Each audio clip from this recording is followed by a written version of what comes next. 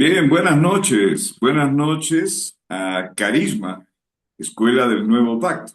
Eh, Siempre digo, estamos en un nuevo y mejor pacto con mejores promesas y eso es algo que tenemos que siempre tenerlo presente en nuestra vida. Esta noche yo tengo el privilegio de no solamente contar con cada uno de ustedes, sino un privilegio muy especial de poder tener acá a quien desde ya yo considero un amigo y que está pues cerca y lejos a la vez, cercano por el compañerismo, por el poder ser un consiervo, por el poder estar en la misma página de lo que enseñamos, ¿no? Pero sobre todo conociéndole en estos ya, ¿qué tiempo, Pastor Douglas? Más o menos ya más de dos años, ¿o no? Algo así, 2 o 3 años Sí, ya. porque empezamos a reunir cuando yo todavía estaba en Trujillo, imagínate. Correcto. Entonces, qué bueno poder tenerte acá, qué bueno poder tener la oportunidad de escucharte. Yo ya otras veces me he sentado a degustar tus enseñanzas y ahora poder tenerte acá para poder compartir esta palabra con este grupo de hermanos en Cristo que tienen ese hambre por más de la palabra, por crecer en el Señor y que se van a ir sumando, ¿no? Se van a ir sumando. Es una hora, quiero comentarte acá en Perú, donde la mayoría recién está saliendo de sus empleos. Por otro lado, algunos están en el bus de transporte. Entonces, Acá también. estamos en diferentes realidades, pero bueno, estamos acá. Entonces buenas noches, hermana Rocío, bienvenida. Qué bueno poder verla. El pastor Douglas, como lo dije al inicio, él está ministrando, pastoreando en la ciudad de San José de Costa Rica. Esto es en lo que nosotros llamamos Centroamérica de Latinoamérica. Y él ya tiene 40 años sirviendo al Señor y él es pastor de Caris Ministry Center. Pero yo voy a dejarlo al pastor Douglas ya para que tome el tiempo y pueda ampliar un poquito la labor que está haciendo, pero entre de lleno a nuestro tema central de esta noche, que es redimidos. Quiero recordarles, por favor, que tengan todos sus micrófonos apagados porque cuando alguien se escucha el menor ruido, la imagen del maestro cambia a ese, al donde se ha hecho el ruido de esa persona. Entonces, bien, Pastor Douglas, toma tu tiempo y vamos a estar listos a escucharte. Poderoso, poderoso. Que el bien y la misericordia los sigan todos los días de su vida y los alcance. Esa es la promesa de Dios de que Él iba a estar con nosotros siempre, nunca nos iba a dejar, nunca nos iba a abandonar. Y esa promesa es cumplida todos los días de nuestra vida. Sí, como decía el pastor Carlos, ya tenemos bastante rato de estar en esta parte del ministerio. Pero los primeros 20 años del ministerio am, fueron lo que voy a llamar como años tradicionales. Sí, nuestros años tradicionales, vamos a la iglesia, éramos líderes en la iglesia, después pasamos mis papás eran mis pastores y misioneros, así que desde muy joven, a los 14 años ya comencé en esta parte ministerial y ya a los 18 asumí por primera vez ya el liderazgo pastoral con músicos y jóvenes. Así que fueron años muy tradicionales, ¿sí? Vivíamos de una manera tradicional, como yo creo que vive la mayoría de los cristianos. Nacemos de nuevo, pero vivimos una vida basada en, ah, en nuestras propias obras, en nuestra propia justicia. ¿Sí? Donde nosotros hacíamos todas las cosas. Y por mucho tiempo se nos había olvidado todo lo que Jesús había hecho. Y más bien nos convertimos en todo lo que nosotros habíamos hecho.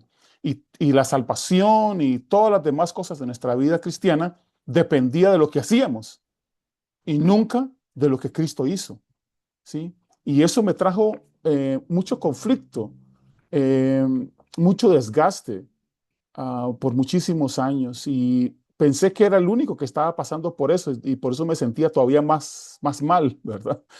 Hasta que me topé con muchos otros pastores, muchos otros hermanos, muchos otros compañeros gastados, cansados, agobiados, frustrados.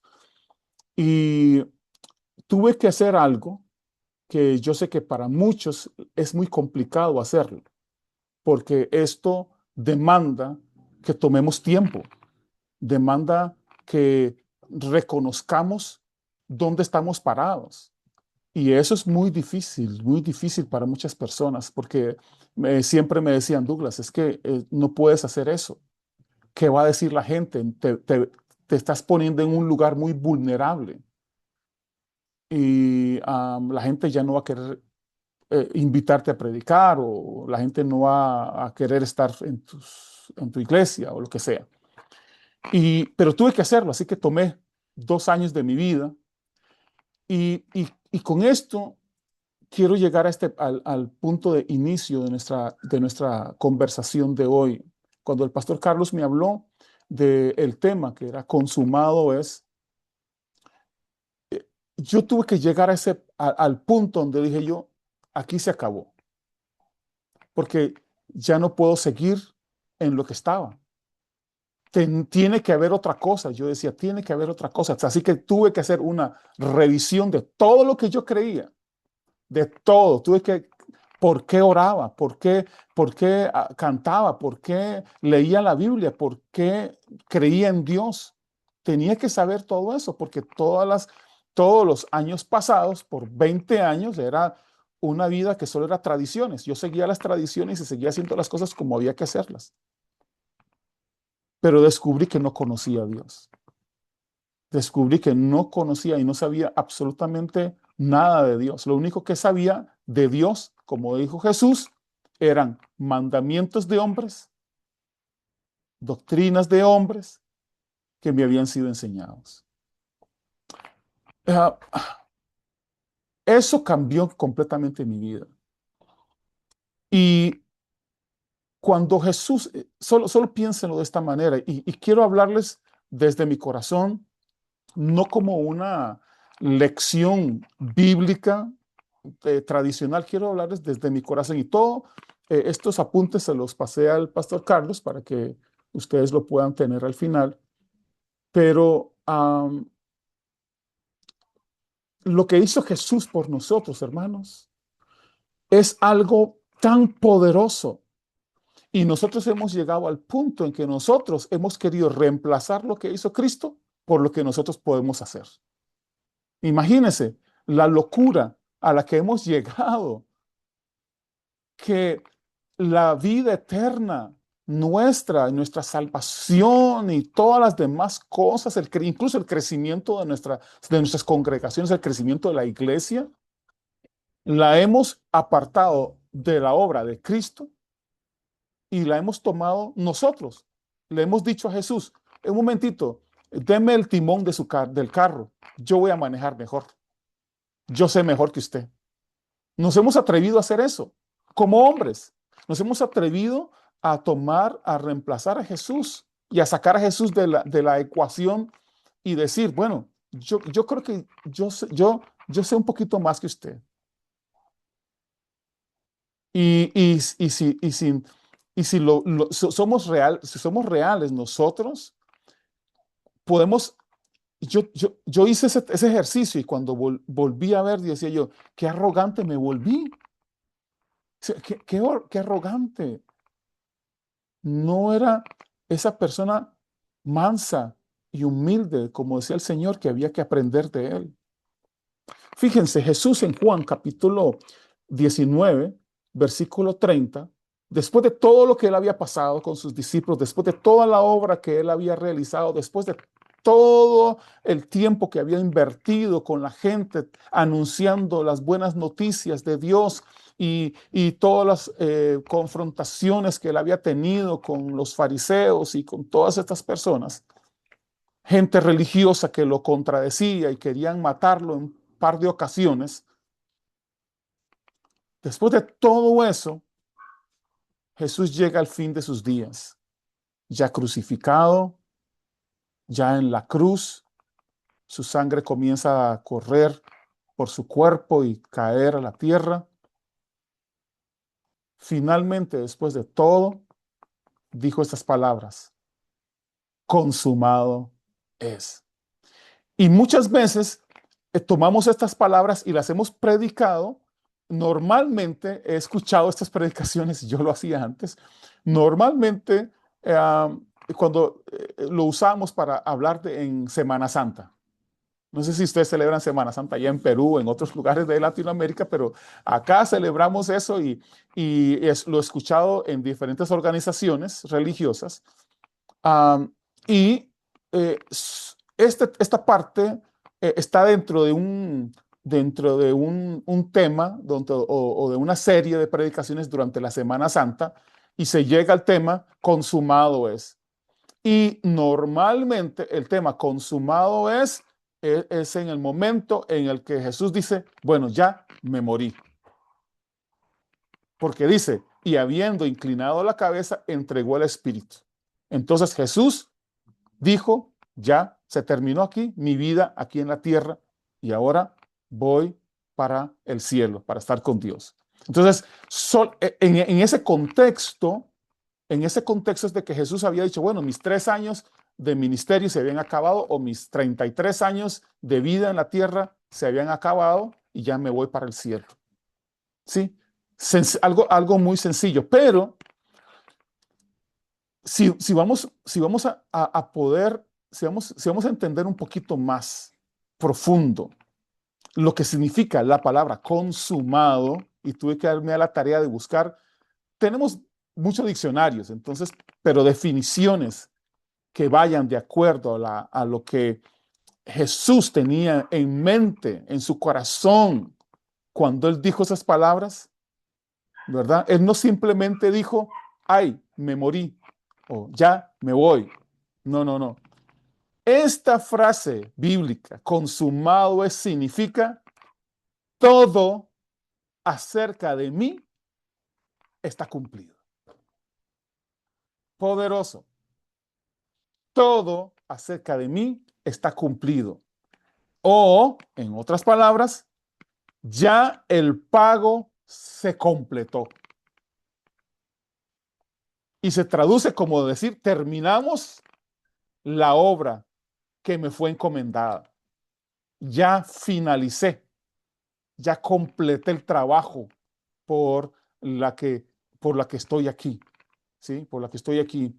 También es empleado para declarar que una deuda o un sacrificio se ha completado en su totalidad. Una deuda ya se canceló, se pagó.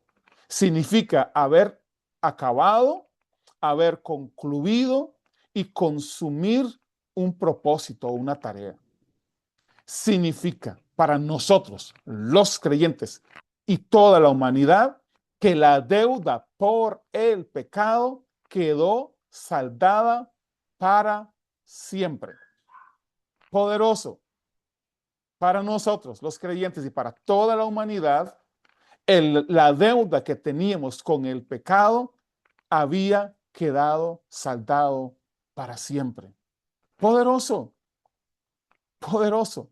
Y ahora, para nosotros poder verlo, Jesús y solamente una persona, Jesús era el que podía cumplir esa obra. No había nada ni nadie más que podía haber hecho esa obra.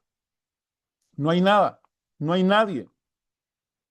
Y aquí es lo que les decía al principio, que muchas veces ahora nosotros pensamos que nosotros tenemos una parte en ese consumado, una parte que hacer en esto consumado.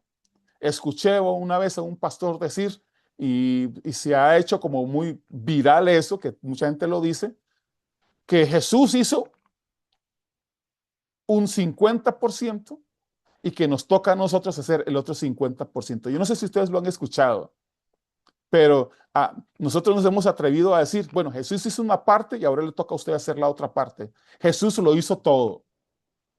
Jesús completó la obra. Jesús no hizo una parte para que usted pudiera hacer la otra. Nosotros no podemos hacer ni una parte, ni una cuarta parte, ni una quinta parte, nada. Era imposible. Recuerden, estábamos nosotros muertos en delitos y pecados. Nosotros no podíamos cumplir nada. No teníamos nada con qué pagar nada. La deuda era tan grande que era imposible. No hay ser humano que pueda pagar eso. Por eso es que solo Jesús y Jesús solo fue el que pudo hacer eso. Por eso cuando Él llega al final de sus días y dice, consumado es, no estaba hablando solo de su muerte, sino que estaba hablando de la obra a la que Él había sido enviado a hacer. Poderoso.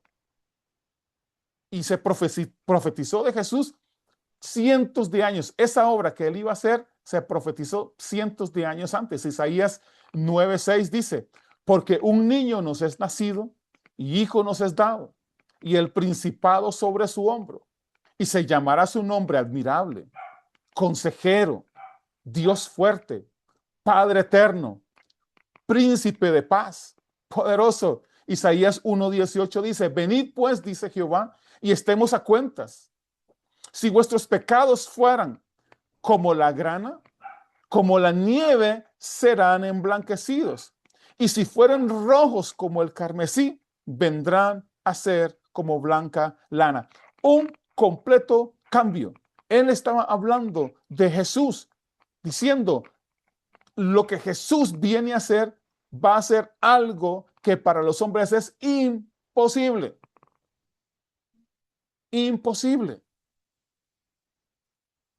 Pero que Él lo iba a hacer todo posible. Eso es maravilloso. Iba a ser algo que era imposible para los hombres. Isaías 53:7 dice, angustiado él y afligido, no abrió su boca, estando en ese lugar, y como cordero fue llevado al matadero, y como oveja delante de sus trasquiladores, enmudeció y no abrió su boca. Y el último en profetizar la obra redentora de Jesús fue Juan el Bautista, cuando dijo, he aquí el Cordero de Dios, hablando de Jesús, y dice, que quita el pecado del mundo. Escuchen, esto es poderoso. Que quita el pecado del mundo. ¿Qué hace con el pecado? Lo extermina por completo. Y todavía tenemos muchos predicadores hablando del pecado como que si el pecado tuviera algún poder, como que si el pecado no fue confrontado alguna vez. El pecado ya fue confrontado y el pecado fue de una vez y para siempre quitado. Poderoso. Poderoso cuando Jesús, y eso era la última profecía acerca de Jesús que iba a cumplirse. Él quitaría el pecado del mundo. Y desde antes en la ley, lo que se hacía con los corderos, el sacrificio que Dios pedía para el tabernáculo, cuando la gente, escuchen, y esto tendría que entrar en más detalles, pero tenemos que seguir un poquito más, pero en el libro de Hebreos, fíjense lo poderoso que sucedía en la ley, bajo la ley, con un cordero, un animal. Y dice que con la muerte y la sangre de ese cordero, el pecado de las personas que traían ese sacrificio quedaba, escuchen, esta es la palabra diferente, quedaba cubierto por un año. Y vean lo poderoso, delante de Dios, escuchen, delante de Dios, el pecado de esa persona, la sangre de ese cordero cubría el pecado de los ojos de Dios. Poderoso, la sangre de un animal, la sangre de un animal inocente podría cubrir el pecado del ser humano de los ojos de Dios.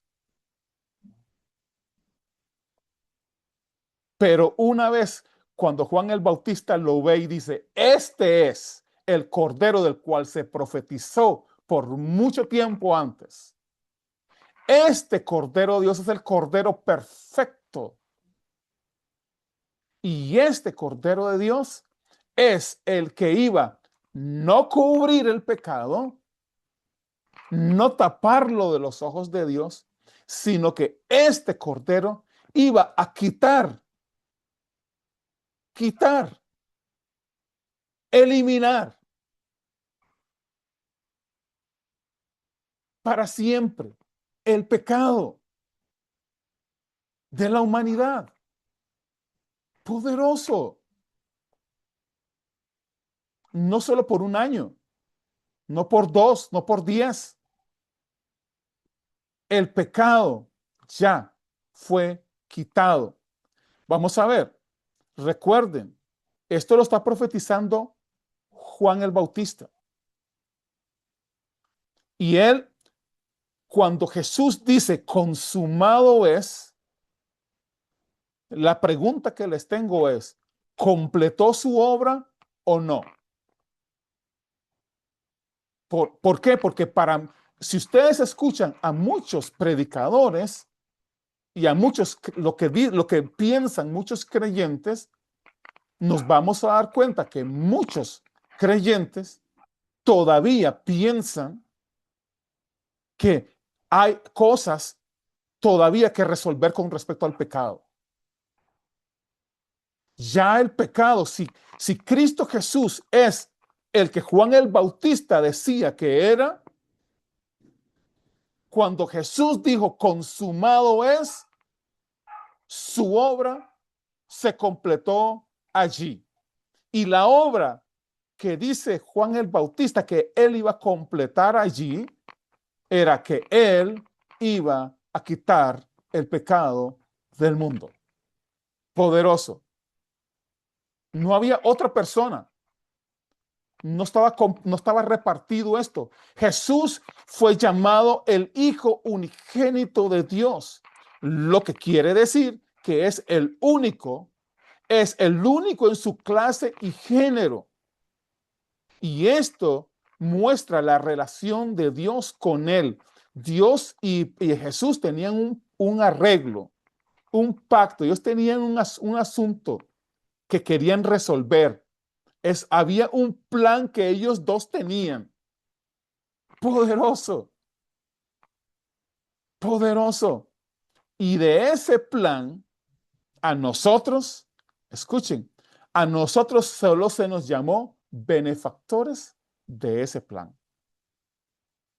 Usted y yo somos beneficiarios de ese plan.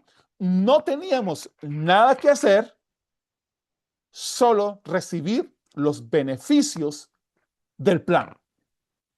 Poderoso. Por eso es que Jesús es el único que podía hacer eso.